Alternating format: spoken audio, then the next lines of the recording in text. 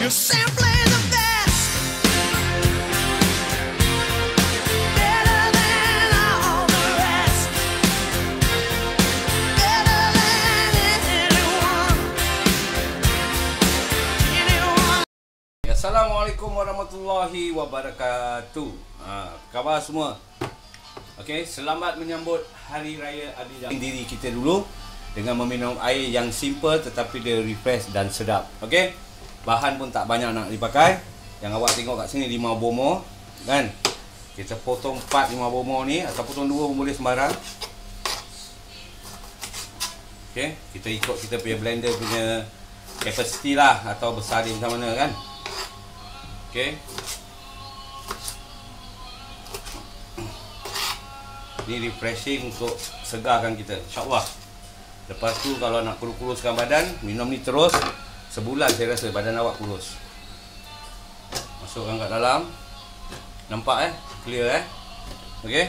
Dan after that kita taruhkan sedikit air. Air biasa, bukan air gula ke apa, bukan.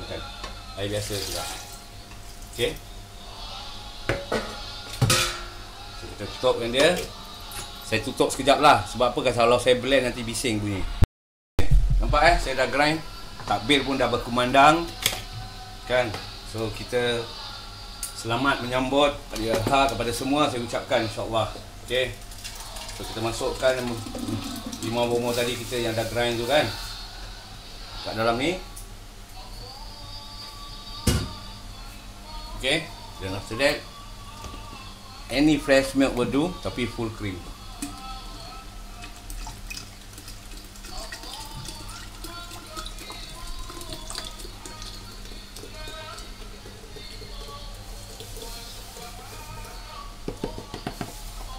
Game kasih habis, senang. Masukkan gula 3 sudu.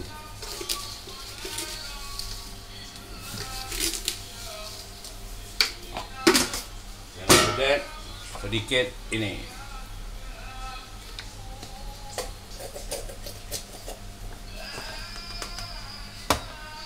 Lepas tu batu mesti nak ada lah, buat sejuk, kan? Kalau tak ada, tak sejuk.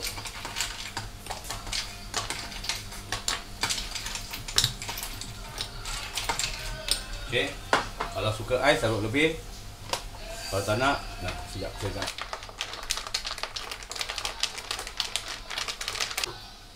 tuang. Dan after that kita rasa bismillahirrahmanirrahim, jemput. Ya Allah, ya Rabbi, ya Rasulullah. Marvelous. Selamat mencuba. You're simply the best.